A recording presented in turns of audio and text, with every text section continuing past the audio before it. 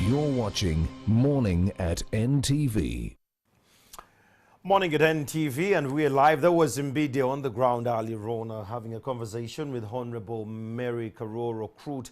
But well, distribution of food was started a few days ago, but still in Kampala yesterday we ran us through on NTV. Food has not reached some places.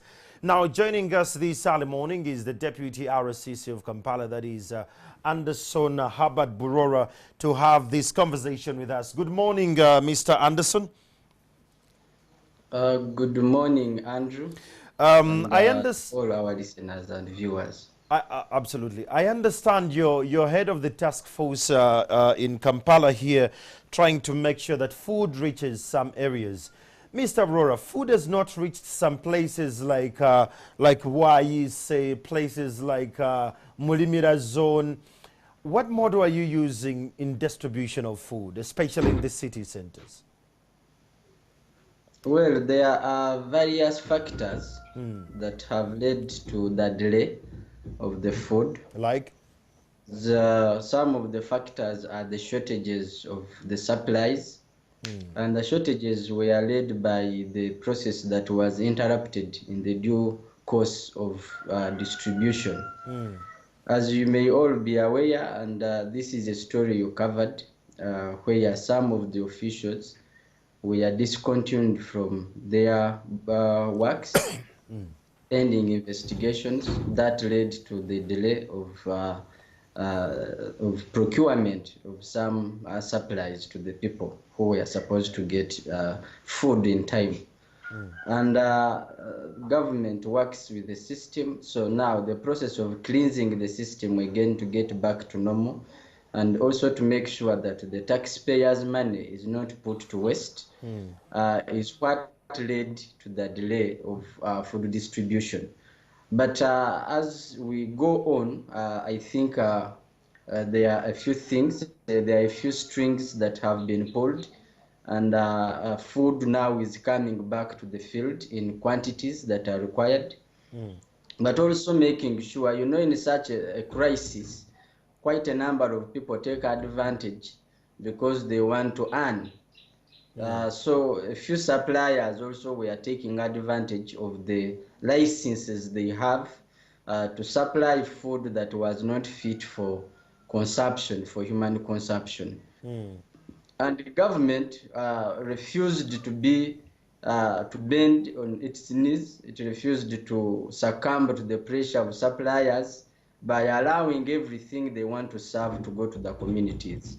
And now, irrespective of their licenses by UNBS to supply food and other items, now that food has to be retested again. Your food has to go through due process of testing to make sure that whatever, in as much as we are in a crisis, we are in a period where everyone wants to give whatever they have, it must be fit. And that is what has led to the delay, to make sure that one, taxpayers' money is not put to waste. Two, which is most important, is that humans are protected. We might be running away from COVID-19, and we end up serving food that is poisonous to millions of people. So in the process of not succumbing to pressure, that is why the delay has come in. But all of those things have been sorted. UNBS is now, I think, at the moment where it can test and qualify or disqualify immediately without taking time. But also the suppliers are also being tasked to produce what is fit for consumption. And also those who are donating are now doing the same. They are giving quality food. So the delay is now going to be solved in the field, and most places will be supplied, and most people will be reached at, and the food are now going forward will reach in time. In your distribution on the ground, what are some of the myths that are on the ground you've experienced while you're distributing the first batch? Well, we first of all, since you see we are dealing with a crisis that we have not dealt with in Kampala, most especially the lockdown, so many people are desperate for this food. We are. Everyone is desperate. the desperacy goes way forward that even officials who are in charge of this are desperate. That's why some of them were discontinued. So if such a high-profile person is desperate for earning, and how about that one who is waiting for food? So the most challenges we got in the field, one is some people want to raise the number of people in one household Okay. to make sure they get more food. And what some people you find like a one-room house, someone claims that we are 7 people in one room. So that we have solved it by saying that at least each household should be given food to a tune of 4 of them, not more than 4. Even if you are 10 in a home, we give you up to the food for 4 people, a package for 4 people. Then that will help us to screen those who are trying to import some people to come so that they can get more food. Wow. Now, the other challenge we have in the field is there are those who go and they borrow the other people's children, like babies, so that they get the milk. Wow. So they go to the far neighborhood where we haven't reached, they get babies, come. So you reach in a whole corridor of about 20 people, and each of them claims to have a baby. So one of our field agents said, okay, oyo mwana wo kale muyonse. And they could not breastfeed them, yet they are 5 months, 4 months. So others go and get children to come and make a number high. So when we ask the children, onotata bamuyitani, and they don't know their names. So that's how we are getting to make sure we don't give out what we are not supposed to give, but that we also give to the right people. Then there are those also who are taking advantage of this, that after we have come, there are some traders who come and they want to buy this very food at a low price. Oh. So that they can take it to their shops and sell at a higher price. And in Nakawa, most especially in Chinawataka, we have arrested some actually who were taking food, taking it to Chireka, because we arrested them at the borders of Nakawa and the Chira municipality. Then those are the challenges we have got. The other thing we have experienced also is which is a system we are cleaning. Some of our volunteers who also want to take advantage of the situation. But I can assure Ugandans that we are doing everything that is possible to make sure that accountability is ensured. The other thing we are doing is to make sure that no one has a hiccup of anything or in any way, is we are doing house to house delivery. There is nothing like food is lost along the way. The way food leaves the holding center, the food is taken and distributed broad daylight. And also to make sure that the accountability is true, we work up to when it is still day, so that everything is done in light. And the other challenges we experienced were LCs who were still politically disoriented, that they want to give food to some people who are loyal to them, and they want to close out other people who are not loyal to them. So to deal away with that, that's why we chose to go with the option of giving door to door. Because if we follow up the list of LCs, some houses indeed were left out. Some people were not considered. And some people the numbers were raised, like a household of 4. One LC would say that people are 7, and when we audited, we found out actually people were less than the numbers raised, because they were conniving with them that when we give you food for 7 people, I will come and take my balance later after we have left. So all of those field challenges we have found, but we have quickly identified them and we have fixed them. We have enough manpower. We work with all our intelligence officers. We work with all our security forces, sister security forces, We also have our local leaders who are also still capable of doing what is right to make sure that everything goes well. But as you know, Kampala is Kampala. Abagezi tebaggwayo. Every time they get a new trick they use. But we are up the game, and we are ahead of them actually. Some things we sit and think of them ahead of time. Mr. And Brora, plan accordingly. Mr. Brora, right there, I want to understand how do you do the zoning? How do we know that now it's us in Mulimira zone who are going to get, it's us in Bwaise, possibly it's us in Chiwature, that is in a Chiwa zone. How do we get to know that it's our zone that is coming up next? Because now we are at the mercy of the LOC ones. No. As we have the division task force Okay. that is subordinate to the national task force, and we give advice basing on the need. You see, in as much as they are all slums and in as much as there are people who are needy, we have those who are too vulnerable. You know, we follow that. And secondly, we don't want to alert this area that is where we are coming next, to avoid those unforeseen circumstances where people plan ahead of you and they import people from other places before you come. They arrange everything so that you come when you are satisfied. Some places were claiming that they were orphanages. So they wanted food.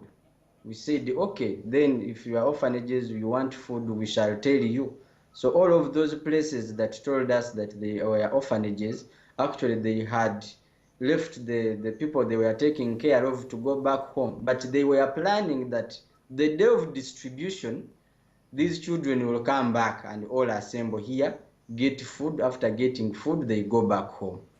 And to us, that was a disservice, because you would be getting food that is not meant for you.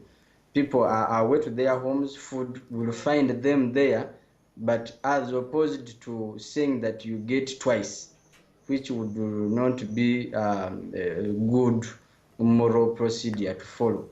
So the reason as to why we don't alert places where we are going to is to make sure we avoid those unforeseen challenges that can also put government to loss by serving a lot to a few people. So we don't alert you, but we know we have on our radar places that are vulnerable. Being local leaders, we also know each and everywhere. Like like a place like Chinawataka, where we began from. Chinawataka has a population of about 34,000. Just that village, one village, is about 34,000. And that's quite a big number. You see, Nakawa, when we did our work prior to distribution, and we had these households counted. Chinawataka has about 110,000 households.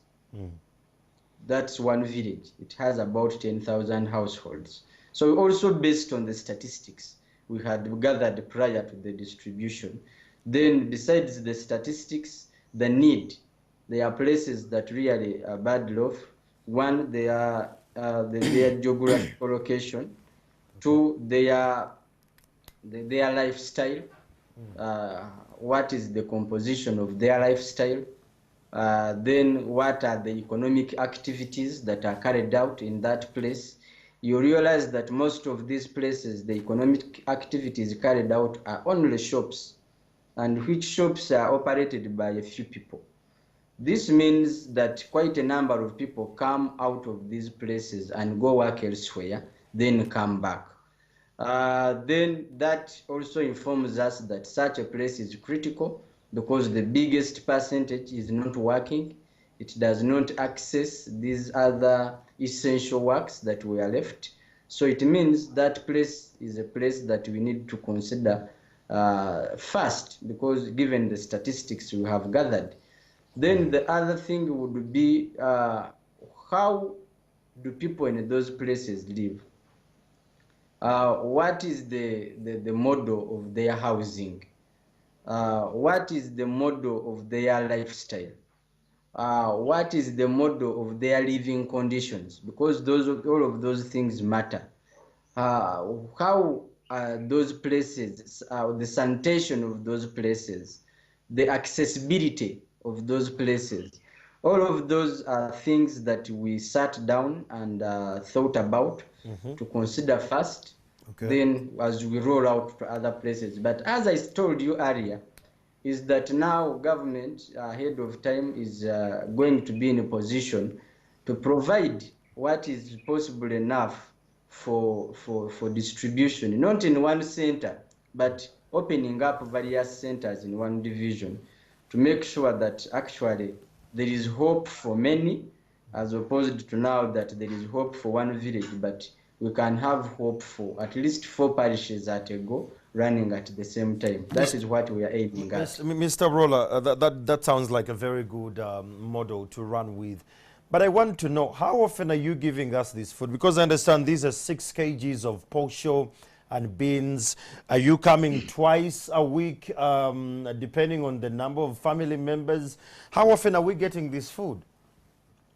Well, now the 6 kgs, we don't give 6 kgs to a household. Okay. We are saying that in each household, we are giving every person 6 kilograms of maize flour. We are giving that person 3 kilograms of beans. That means if you are 4 people in the house, that is 4 times 6. Then of posho and beans 3 times 6. Then the other thing is, people should not forget that this lockdown is not going to be permanent. It is temporary to make sure that we contain the virus, given the fact that we have a few people who had interacted with the community. Though we have gotten the contacts, the biggest number of the contacts, those who had the contact with those who had been in the public, some of them have been withdrawn from the public and under quarantine. But we believe that this is aimed at helping us.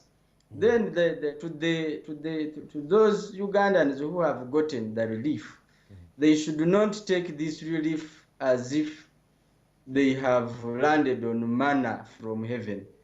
They should use it equitably to go through this crisis. Because in a crisis, you are not at your convenience to eat all the quantities you require or to eat all the meals you want, but you have to manage the situation. You have to manage the crisis to make sure that we get out of it.